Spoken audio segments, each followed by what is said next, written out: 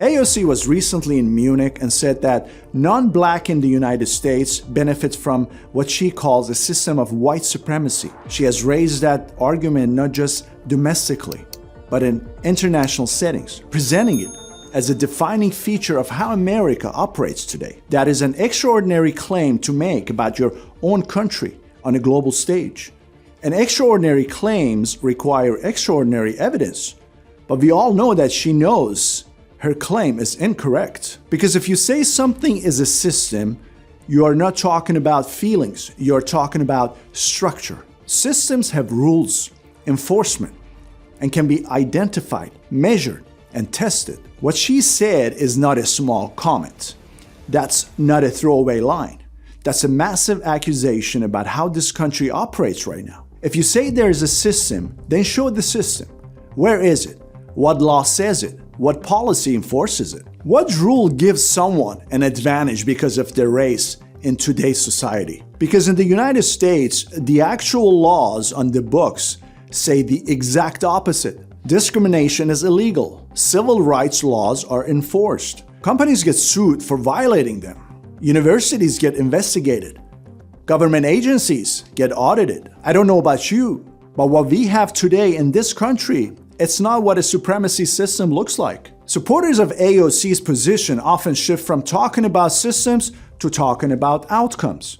Disparities in income, education, or incarceration. But unequal outcomes by themselves do not prove a coordinated system. Outcomes can be influenced by dozens of factors: regional economics, family structure, educational access, immigration patterns, industry decline, urban policy decisions, and class mobility. If every disparity is labeled proof of a single racial structure, you're no longer analyzing causes.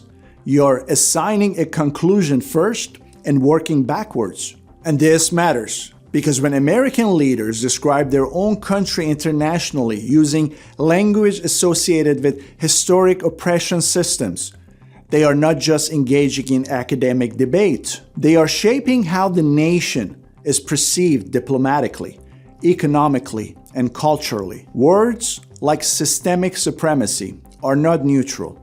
They carry weight. If they are used loosely, they weaken legitimate discussion about inequality by turning them into ideological branding instead of problem solving. There's also a practical consequence at home.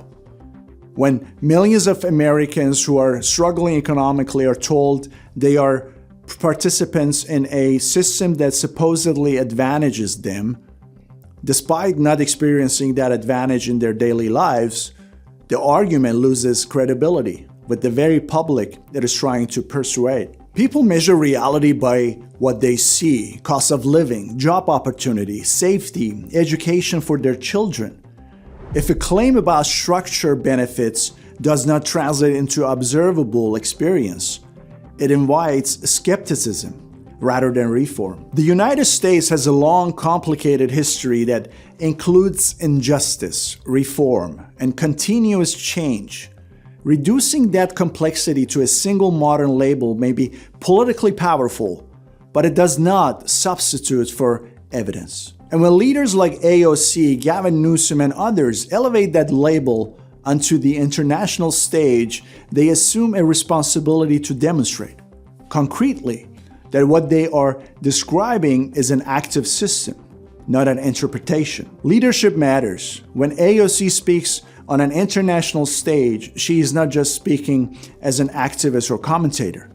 She is speaking as a sitting member of Congress, representing the United States. Policy disagreements, debates over inequality, and criticism of American institutions belong in our domestic arena, where they can be argued, challenged, and resolved through the democratic process. But presenting the country itself as fundamentally oppressive before a global audience is a different act entirely. American leaders are entrusted to debate this nation at home and represent it responsibly abroad. You can fight to change America without characterizing it in ways that undermine it while standing in front of the world stage.